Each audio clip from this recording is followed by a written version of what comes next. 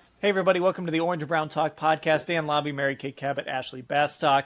It is, what day is it? It's Wednesday. Start of the new league year here. The NFL league year kicking off at 4 o'clock. It is Wednesday, about 8 o'clock when we're recording this. And of course, the big news that came out of the new league year, we knew what the Browns were going to do as far as who they were signing, the Kenny Pickett trade, all of that stuff. So the big news that came out of it, Mary Kay, is a name that has come up a lot in this podcast, a name that has come up a lot in your writing this week, Russell Wilson. He will be visiting with the Cleveland Browns on Thursday. He's going to visit with the Giants on Friday. So the ball is rolling here on the Russell Wilson offseason saga. Obviously, the Steelers are kind of waiting on what Aaron Rodgers decides. It's very interesting that Russ is doing this right now, but I guess we'll see if the Browns have a new quarterback soon. You know, I think they can make a strong case. If they really want to sign Russ and they really feel like he's the guy for them to be their bridge quarterback and come in here and help mentor a rookie and show him the way, then I think they can present a pretty good case to Russ. One of the first things that they would have to do is try to convince him that they are not going to start a rookie right away, that they're going to let him start the season. And as long as he's winning and playing well, the job is his. That's what they would have to present to him. Otherwise, he's probably not going to come here unless it's a last resort. So I think that they're going to have to sell him on that and maybe share with him some of what their plan is for the rookie quarterback. And of course, we don't even know what that is. We think that they're going to take one at number 2, or we presume that they might, but there is a world in which they don't. Now, even if they do sign Russ, I still think they probably should take the quarterback at number 2. And it's shaping up possibly to be Shedeur Sanders available to them, because it really does seem like Cam Ward has separated himself in the quarterback world, and that the Titans are probably going to realize this and take him number 1 overall, is what it seems like. So it could end up being potentially Russ and Shedeur. I actually don't think that would be that bad. I think that that might be a nice little quarterback room for them to try to get back to winning. But I think they have a good case to make to Russ in that they've got 3 All-Pros on their offensive line. They've got 2 Pro Bowl weapons in Jerry Jeudy and David Njoku. I think they're going to add to the running back room. I actually think if they don't end up going with a quarterback at number 2, they could draft Travis Hunter there, who would be a dual threat weapon on both sides of the ball, primarily a receiver in Cleveland.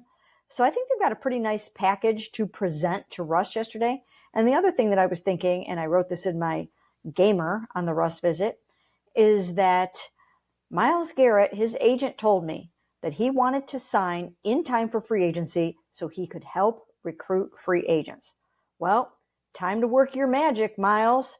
Thursday, either hurry up and get into town or show up at the Browns facility and do whatever you have to do to try to help them get Russ under contract.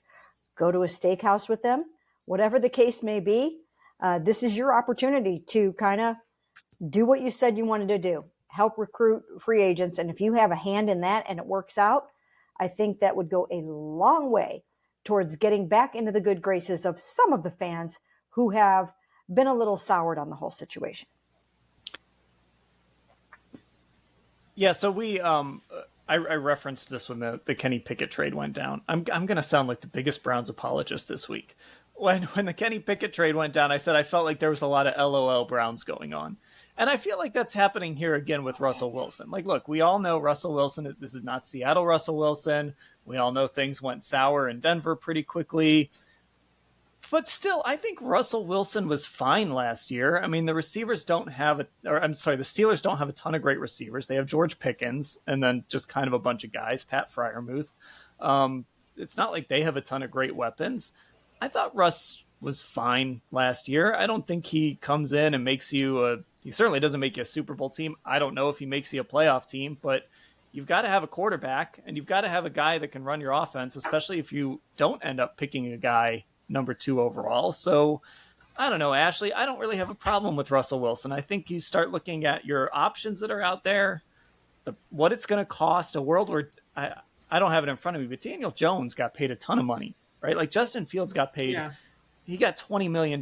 He got what was it, 10 million a year, I think, for Justin Fields. Like, these guys cost a lot of money. If you're getting Russell for less than that, and 20, he's 20 for Justin. was it 20 a year for Justin? Yeah. And Yeah. 14 for Daniel. Yeah. Okay, and 14 for Dan. I mean, that's a lot of money for those guys. So if you're getting a guy like Russell Wilson for less than that, I just don't see the downside, unless you really think that, he's rubbed his teammates the wrong way, like in Denver and Pittsburgh. But I didn't hear a lot of that from Pittsburgh. So I don't know. I don't see the downside in it. Me, Browns optimist. Browns optimist, famously Browns optimist Dan Labbe. Wow. I also don't really see a ton of downside with it now. And when I say that, and when Dan says it as well, it's like, we know there are not a ton of options this year. There never were going to be with these veteran quarterbacks. It was always going to be slim pickings. And Mary Kay wrote that column on, was that Monday, Mary Kay, your Russell Wilson column? And that was, for me, like the straw that broke the camel's back and brought me into, oh my gosh, I think Russell Wilson is their best option. And look, he's going to be a future Hall of Famer, or he is a future Hall of Famer. He's won a Super Bowl. I think he'd be a good mentor in that room. And I think, like, fans, a lot of the reason fans are making fun of this is because Russell Wilson, personality-wise, is just kind of corny, and that's part of who he is. And there are worse things than a little corny. There are worse things than Browns country, let's ride, that I've seen all over my Twitter timeline today. Things could be a lot worse, but I think he's not going to turn the ball over a ton if you get him. And to Mary Kay's point about the plan you present him with, I also think this opens up more of a possibility of them not using the number 2 pick on a quarterback. I think, like, it allows them some different opportunities, whether it be possibly trading out of that pick a little bit lower and then taking one of those second tier guys that we also think, they could very well, like a guy like Jackson Dart, Jalen Milroe, those kind of guys that are going to be there a little later, or stay at number 2. We know they obviously have Travis Hunter, Abdul Carter there as well. They also had left tackle Will Campbell in for a visit today, or the other day this week. So I think that there are some interesting hypotheticals there if you get a guy like Russ, who obviously was a starter last year when he was healthy still. And it opens up to me more with that number 2 pick potentially. And I'm curious, like Mary Kay said, what exactly they're going to be pitching him in this meeting, because I'm curious how much of the plan they're going to lay out. Okay, so this was one of the things I had on my list, is this number 2 pick and sort of how this impacts what the Browns do. And so when I say that I'm okay with the Russell Wilson signing, that I think it would be, I think I would rather have Russ than Kirk Cousins. I know a lot of Browns fans disagree with me, but I would just rather have Russ. I mean, to me, he's still got a little more. I think he's got more in the tank than Kirk has. But again, a lot of people disagree with me on that. But the one thing I would worry about is, I don't think the Browns should sign Russell Wilson with the intent of changing their plan at number 2. So what I mean by that is, like, if you've been going into this thinking, we like these quarterbacks, we're going to take one of them at number 2, I don't think they should change that plan just because of Russell Wilson. Now, if they're signing Russell Wilson because they're sitting there thinking, man, Cam Ward's really good, it sure feels like the Titans are gearing up to take him. And you know what? Shedeur Sanders is a little closer to Jackson Dart and these other guys. And we don't think there's that much separation. And I'm kind of starting to lean that way a little bit with Shedeur, by the way. Like, I don't know if there's that much separation between him and a Jackson Dart, or, maybe they really like Tyler Shook. If they like one of these other quarterbacks, and that's sort of the driving force behind, we're going to hand the keys to Russ next year, I could get behind that. But if they said, because we signed Russ, we're not going to take Shedeur at 2, and we're going to focus on just building the roster around Russ, that would be where I would back off a little bit, Mary Kay. But I don't think you have to change your plan just because you're signing Russ. No, I don't think you do either. Not even close. If you believe that Shedeur Sanders can be your quarterback of the future, then you go ahead and draft him at number 2, and you don't hesitate to do it. If you like Jackson Dart better, then go ahead and take him at number 2 if you have to. I certainly don't think that you should change your plan. And when I say that about Jackson, I'm sure I will get pushback on that and people will give me a very hard time about that. But if you think that he can be your quarterback of the future, it doesn't matter where you take him. People always say, oh, that's too high. Somebody should just get him at like 9. Well, what difference does it make? They don't have the number 9 overall pick. If you have number 2, and that's where you have an opportunity to take the quarterback that you think can be your quarterback of the future, that is where you take him. There's no difference between 2 and 9. There's just not. Now, there used to be maybe many years ago when you were talking about salary slotting and all that kind of stuff, but that's not an issue anymore. If your first round pick is number 2 and you shouldn't really be taking Jackson Dart until number 15, so what? Nobody cares. Nobody cares what's happening at number 15 if you get a quarterback that you really, really like, right? I mean, people might have laughed at some if they had taken Lamar Jackson at number 2 or number 8 or something like that. Or maybe even Patrick Mahomes. Maybe Pat's better at number 10 than he is at number 2. Who cares?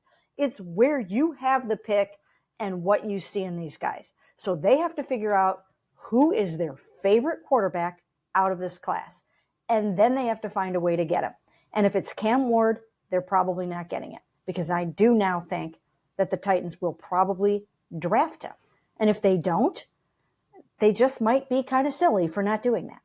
So he's probably going to go number 1, whether the Titans take him or whether the Giants skip over the Browns, the number 3 Giants pass over the Browns and trade up to number 1 to get him. It seems like that's the way that it's going. So then the Browns will have their choice at number 2. And even if you have Russ on board, do what you've got to do. It doesn't matter. Pick your fave guy and go with it, and probably go with it there. Don't get cute. Don't get cute with it. If you think you're going to move back to 6 and get your guy there, you don't know what any of those teams are going to do or who is going to climb up above you. No. All is fair in the draft and war. And somebody will mess you up if you think you're going to get cute with your quarterback pick. Now, the other thing I wanted to mention here is there is a bit of a downside to Russ that I think we need to talk about. And that is the fact that in his last 5 games, the Steelers offensively completely went in the tank. That includes the wild card loss to the Ravens. They never scored 20 points in those last 5 games, and they averaged about 14. On 3 occasions, they scored 14 or fewer in those last 5 games. And the numbers went down dramatically when you're talking about passing yards and points and all of that. So what we don't really know is, or what I don't really know yet, and I still have to do my diligence on it, is why did they go into the tank? And I think that's going to have to be a big part of the discussion when they sit down with Russ. What happened? Were you healthy? Did you run out of gas? Did something go wrong with your receiving core? Were you not running the ball? I mean, they need to figure that out. Now, I'm sure the Browns already have a pretty good idea of what happened. And when you look at Kirk Cousins, we know that in addition to him kind of running out of gas because of everything that he had to do to rehab from his Achilles surgery, but in addition to that, he also admitted that he had a shoulder injury late in the season that nobody knew about, not even his coach or the GM or whatever. They didn't supposedly know about this shoulder surgery. And sometimes when you have a rookie breathing down your neck, you don't want anybody to know that you're a little banged up. So I think they need to find out what happened and why Russ and the Steelers fell off of a cliff. And that's one thing. And then later we have to remember to talk about Kirk and just what's going on with him and why that's such a big factor here. Yeah, so the last good offensive game the Steelers had was against the Cleveland Browns at Acrisure Stadium that day. They beat the Browns 27-14. Then they scored 13 against the Eagles, 17 against the Ravens, 10 against the Chiefs, 17 against the Bengals, and then 14 in that wild card loss against the Ravens. So obviously it fell off. The wheels fell off for him. Again, I thought Russ at times looked good. I mean, I certainly watched some of those early Steelers games after just the post Justin Fields era. I thought Russ looked better than what he looked in Denver, But that is something to keep in mind here, Ashley. And maybe, again, this is the really interesting part, because the Browns, if they sit down with Russ and say, listen, we're drafting a guy and we're going to start that guy when he's ready.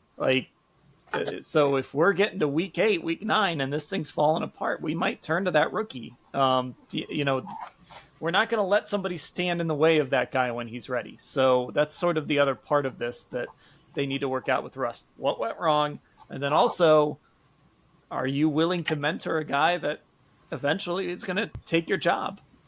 Well, and I'm curious too, because you think about he's meeting with the Browns. Okay, we assume they are taking a quarterback in the draft. He's meeting with the Giants, who, as you said, Dan, he already met with last year, but they are also obviously in line to take a quarterback potentially, like right behind the Browns right now. So either or, you're looking at another team that is probably doing that, bringing a young guy in, and you're going to have him bring it breathing down your neck in some capacity.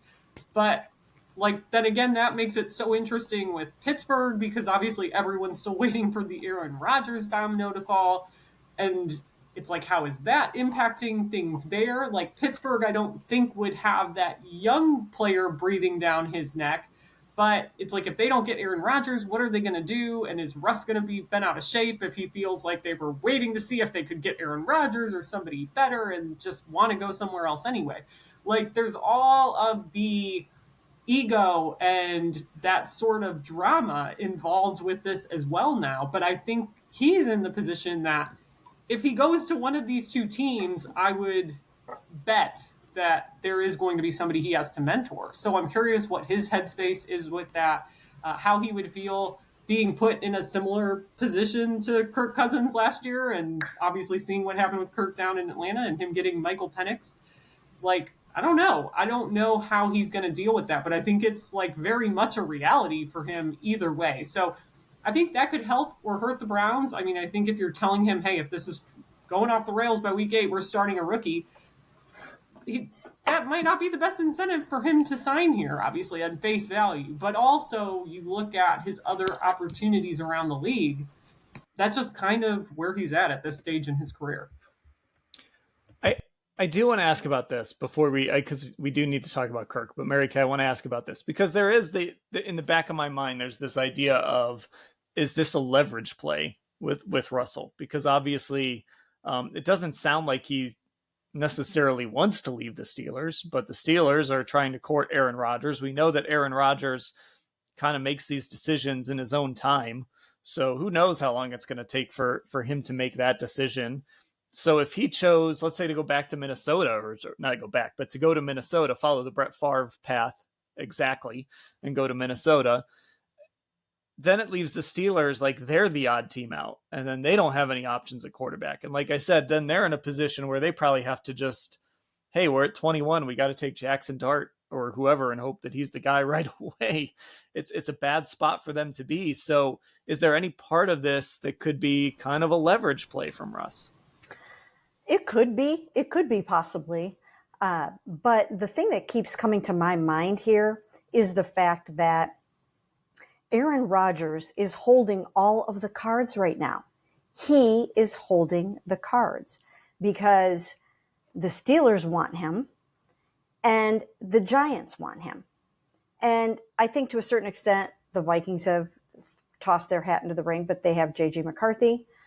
The only team that really, really needs Aaron Rodgers to come in and start for them, or they're going to have a hard time figuring out what their plan B is, in my mind, is the Steelers.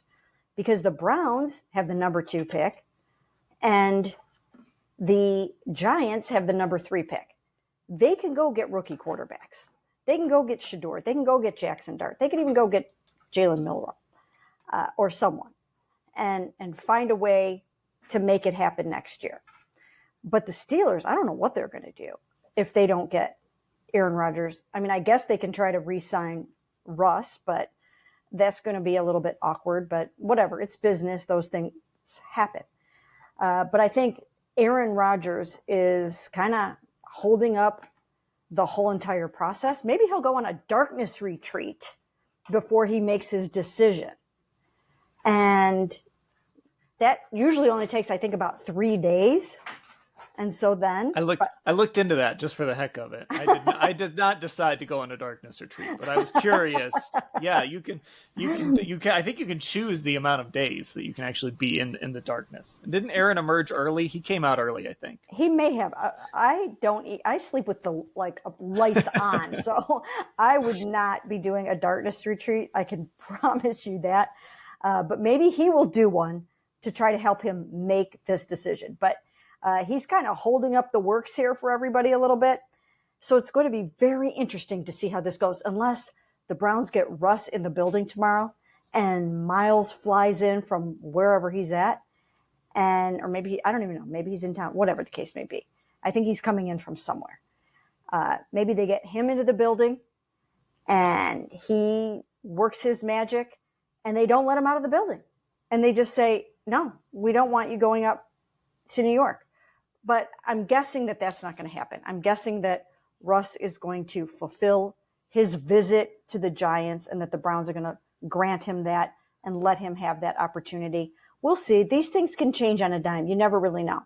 But it's just so interesting because if Aaron goes to the Giants, I mean, and then the Steelers get back in the mix for Russ, or if the Steelers sign Aaron, then the Giants, it's going to be very interesting to see how this goes, because at that point, I'm not really quite exactly sure who would be left for the Browns to sign as that veteran who you think actually could come in here and start 6 or 7 games for you if you need them to. I mean, there are a few guys out there that we will talk about, but the pickings are slim. Yeah, and I think that's what fascinates me here. Like, so let's say Russ goes to Cleveland tomorrow, or to maybe today when you're listening to this, and he's sitting there. He's like, I like Kevin Stefanski. I like Tommy Reese. I like what this I like the offense they want to run. We're going to run the football a little bit. I'm going to have a run game supporting me. I like Jerry Jeudy. I like the offense. I like the golf simulator and all this stuff. And then maybe he makes his visit to the Giants too. And he's like, you know what? Dabes is a pretty cool guy. I like Brian Dable. And he's sitting there on Saturday after his visits and he's like, you know what? I could go to either of these places. And he picks up the phone and calls the Steelers and says, hey, it's now or never. You want to keep me? You got to sign me now. Because otherwise I'm heading to, I'm calling up Cleveland tomorrow. I'm calling up the Giants tomorrow. Good luck with Aaron Rodgers. And then if Aaron Rodgers says no, the Steelers are stuck because the only guy they have on their roster right now is Skylar Thompson, and they lost Russ. I don't know.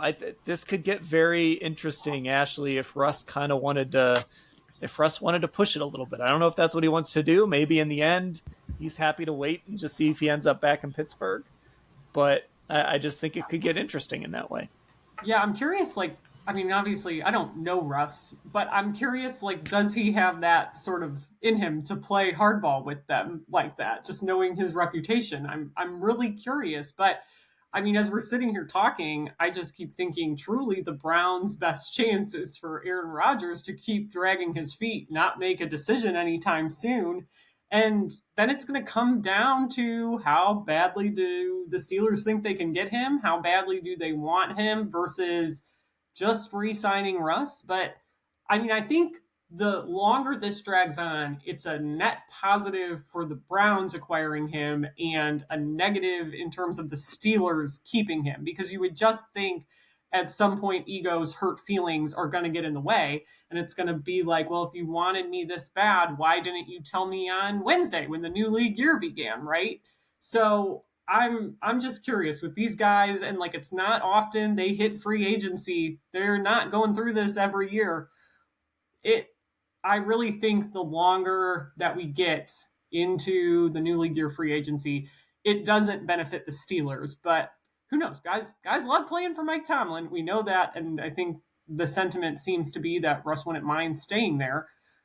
But I don't know how badly does he want it versus how badly do they want Aaron Rodgers is what I keep thinking about. Yeah, I mean, look, the Browns aren't really in a rush necessarily. I don't think the Giants are in a huge rush. You want to get these guys in when you can, as soon as you can. But if the Browns have to wait a little bit, if the Giants, I'm sure if they have to wait a little bit, that's fine, because they also have their eyes on the draft. The Browns made that trade for Kenny Pickett, so they do at least have a guy on their roster. Brown's also waiting maybe on Kirk Cousins. So Mary Kay, I mean, we've talked about this. You've mentioned, you reported earlier this week that nothing is probably happening with Kirk until the draft. That $10 million is going to get guaranteed. This is kind of a little bit of a game of chicken. I guess it kind of comes down to how badly would the Browns actually want to wait and potentially have to give up assets to get Kirk Cousins if it comes down to that. Well, the Kirk Cousins situation is so interesting, and I don't know if it is a game of chicken. I think the Atlanta Falcons genuinely are thinking about keeping him because he has to be on their books for $27.5 million this year, whether he's with them or not. So they are on the hook for 27.5. I don't know, call me crazy. If I have a guy that is on my books for 27.5, I'm keeping him around in case my rookie tears an ACL in week 3. We've talked about this a little bit on here. Why would they? I don't even know what world in which they would do that unless you can figure out some very creative trade where you end up with draft picks that would offset that money. I mean, you'd have to get creative in order to make this work. And he also has a no trade clause. So there's that whole aspect of it. And then they owe him the bonus. And the way that it was put to me at some point earlier this week, and I have written this a number of times, was that they are not expected to trade or release him before the draft. I don't know what happens after that, but nothing is supposed to happen until then, which means if that's true, then the Browns kind of have to move forward with their plans. They cannot put their eggs in that basket and then it just doesn't work out. And I've heard it said on the part of a number of these quarterbacks that some of them, and this could be the case with Russ as well, if they fancy themselves as quality starters, they don't want to come to a place where perhaps you're going to start your rookie in week 1 or week 3 or week 6. And Kirk Cousins, as I tweeted today, doesn't want to get penixed again. He got penixed last year where he was completely blindsided when they gave him this enormous contract in Atlanta. And then they went out and drafted Michael Penix, number 8 overall. And I mean, he was really flummoxed by that. And lo and behold, he lost his job to him by the end of the season. So he probably doesn't want to go through that again. So if you hear or see the notion that maybe Kirk might not want to come to Cleveland, that's why. Because he sees the writing on the wall. Now, it's not like there's a bunch of job openings, but if he does become available and the Steelers don't have a quarterback, maybe he ends up in Pittsburgh. Maybe he does go to the Giants if he has some assurance that maybe they're not going to draft a quarterback at number 3. So there are some moving parts here, but there is a world in which the Atlanta Falcons hang on to Kirk and pay him what they owe him this year. And who knows, he just might play some football for them again. And there's another point I want to bring up here real quick before I forget. And that is when the Browns sit down, and we can get back to Kirk, but I just want to throw this out there too.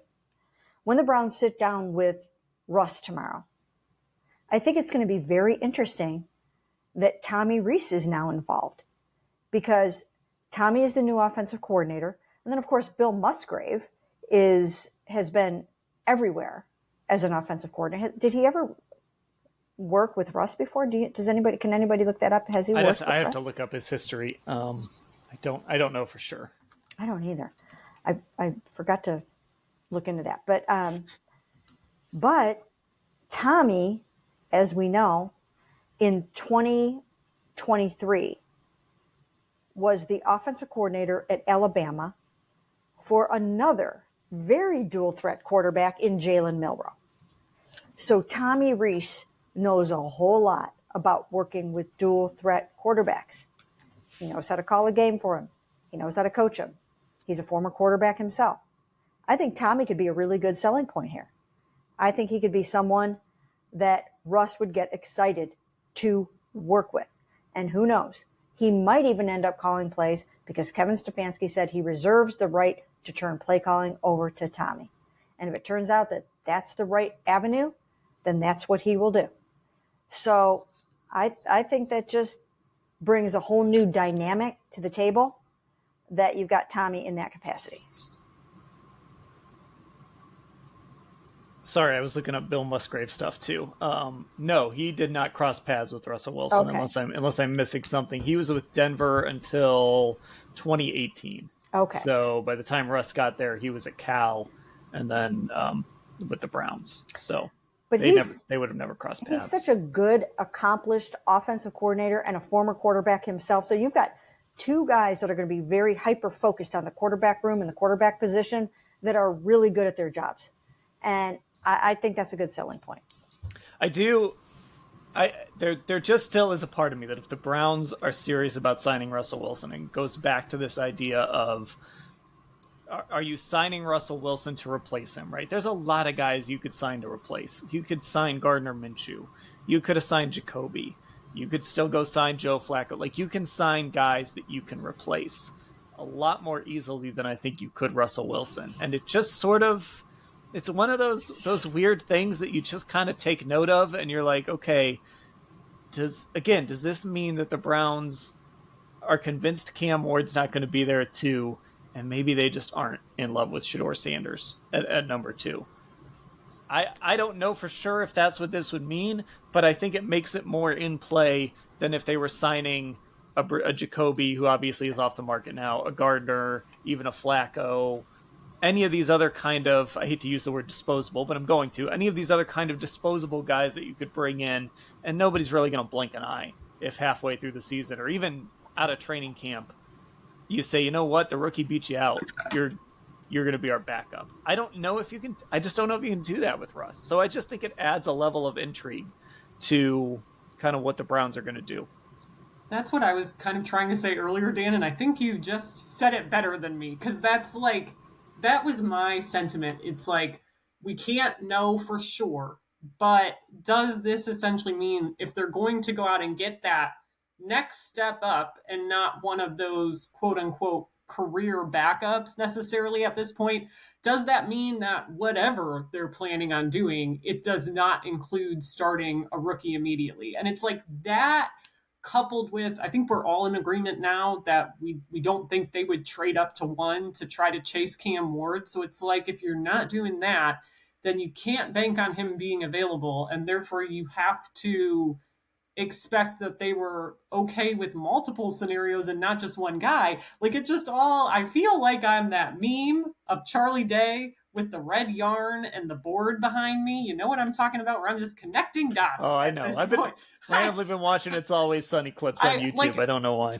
You're probably, I feel like I can see the wheels spinning in my own head as I'm talking through this, but it's like without knowing anything for sure, just trying to put pieces of the puzzle together now. It is interesting. It's interesting if they land him, but it's interesting that they are being fairly aggressive in free agency of trying to court him too, I guess. Yeah, and I just keep coming back to this idea, Mary Kay. Every single time we hear a Browns player talk, what do they all say? Well, we just need a quarterback. We just need a quarterback. And so you go out and you sign Russell Wilson. And again, no matter what you think of Russell Wilson, first of all, it doesn't matter. All that matters is what the Browns think of Russell Wilson. If the Browns believe he can be the type of quarterback that can come in and play winning football, and you can run the football and you can win games with it, then it almost makes sense. Like, hey, you know what? With that number 2 pick, we are going to give you Travis Hunter, or we're going to get Abdul Carter and just, make life hell for quarterbacks with Myles Garrett and Abdul Carter, and we're going to get you a receiver later. Like, I don't want to say going all in on Russ, but I could see them looking at this and saying, we're not getting Cam. We think Russ is still pretty good.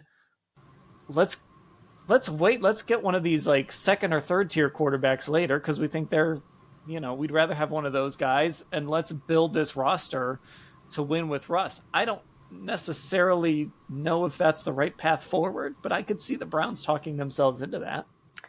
Yeah, I could too. And again, a lot of this for me comes back to why did Russ fall off the cliff? And why did Denver want to chuck him overboard? Why did Sean Payton not want to work with him anymore when they still owed him so much money? Why are the Steelers willing to give up on him right now? So these are things, this is diligence that you have to do. You have to figure out what the situation is here with this. But if they think he can excel in their offense, behind that line, with a renewed commitment to the running game, with their defense, with the weapons that they have, then I think that you go for it and you give it a chance. But here's another point that I wanted to bring up right now too, and that is the fact that the Browns. Oh, we have a visitor. We have another visitor. Boy, our pet pods are going strong here. Now Paul Anka has joined the podcast. So again, YouTube, Cleveland Browns on cleveland.com. You can see Paul Anka attack Ashley and knock her computer over, it looked like. I can't tell. We lost Ashley for a second. Now she's trying to get everything in order. I'm telling you, now you got to go watch the video because, it's we're getting Ashley. Week. We're just now getting Ashley back. That's how long this is. That's how much good. chaos he caused. He was good the whole time I was on, and then he got brave and attacked to kiss my face. And yes, his big bear paw got caught on my headphone cords, so it ripped down and took my computer with it. But oh my goodness, he feels bad about it. Oh, it's Pet Week on the Orange and Brown Talk Pod. Pet Week and Quarterback Week. But as you guys have noticed, the Browns have started to float out there or leak out there that, maybe they might not take a quarterback at number 2. Now, of course, we know at this time of year, what do I always say? A GM would lie to his mother, his grandmother, his wife, his dad, his dog, his next door neighbor. So if somebody is telling you something at this time of year, believe the opposite first and then think, okay, maybe it could be true, but it could be very false. So we have no idea, but they're starting to leak that. They're starting to let that get out there a little bit, that just maybe they're not locked into a quarterback at number 2. And I've been writing that they have, and we've been talking about the fact that they do really like other quarterbacks in this draft. They've been telling us that themselves. Of course, once again, I keep taking that with a grain of salt. I don't know if that's true or not. I don't know. Maybe they love Shedeur Sanders. Maybe they absolutely love him. Maybe on draft day, even if they have Russ, they're going to sit up there and they're going to say, we knew in October we were going to take Shedeur Sanders. We've loved him. I heard Pat Shurmur, his offensive coordinator, former Browns coach, his Colorado offensive coordinator, former Browns coach. I heard him say today that some teams have been to Colorado so much that they should just get an Airbnb there and just keep coming and have it on retainer because they've been there so much. I'm sure the Browns are one of those teams. So they could absolutely be playing mind games with everyone here, and they could know that Shedeur is their guy and that they are full steam ahead with him. And maybe they even know that they feel like he's good enough and polished enough and savvy enough to start right away. We don't know. We don't know the answer to this, right? And that's exactly how they want it. And that's how they're going to try to keep it all the way up until April 24th. So it's going to be a wild ride. And we're going to have cats. We're going to have dogs. We're going to have Buster join us one of these days. That's Dan's dog. He's a problem.